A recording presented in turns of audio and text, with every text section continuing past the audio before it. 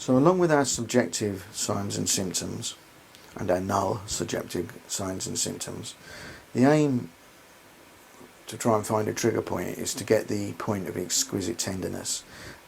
One shouldn't be discouraged if we can't find them. Some of these nodules or these contracted sarcomeres are very, very small. They may feel like tight areas of muscle, they may feel like three-dimensional knots or lumps, they may not. Sometimes they cannot be felt, as I said. They're often located in the most intense area of tenderness, and by linking what we're feeling with our subjective signs, that gives us a better idea of what's going on. I like to group the things into two areas, two sort of symptoms that the owner of the trigger point may report, and two kind of signs that the therapist may find. So the patient or the client may sort of indicate that this is a familiar sensitivity. This is the pain that's been bothering me in the past. It's accurate. You're on the spot there. It's related to what I'm feeling. It's similar to the symptom I've been having. And they will also say that's the most sensitive spot. It's the type of pain. And funny enough, is as you're pressing on it, the pain is going away, and it's this good pain that's going away. It's not a sort of injury type of pain. So they're descriptions patients may often give.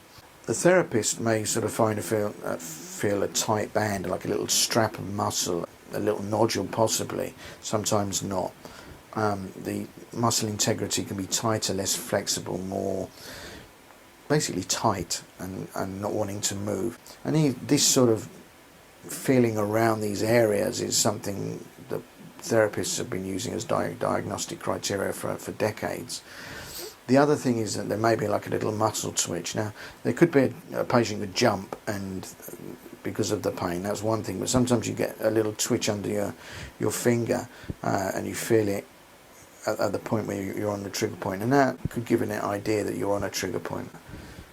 Obviously, the idea is to notice the area of discomfort, and we want to keep the pain at a moderate level, and then with successive treatments, the trigger point should get less tender, and if it doesn't, then we may need to re-refer for medical opinion. But having done that, gradually the trigger point will respond to treatment, and that's often one of the main indicator that we're on a trigger point.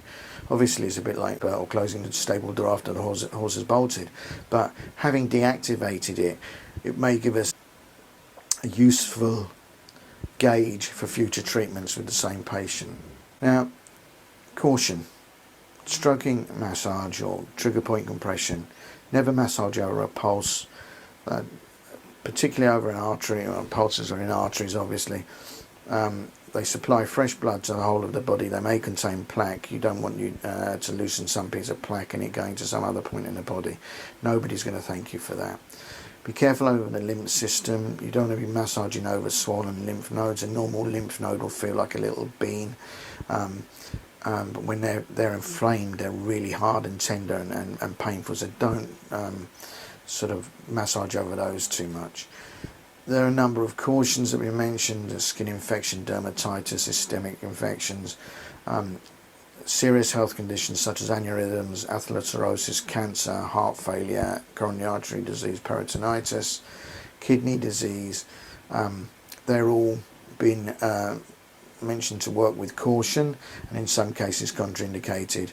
Werner in 2013 came up with contraindicated for massage therapy such as fever, cirrhosis, pitting edema, blood clots, broken bones, deep vein thrombosis, embolisms, fainting, uncontrolled blood pressure, intestinal problems, rheumatoid arthritis, myocarditis, tumours, seizures, tuberculosis. But basically he's covered everything there. But we do massage and treat, so it's probably to be very, very cautious and refer and check on and on and on with regards to that, so we don't do any damage.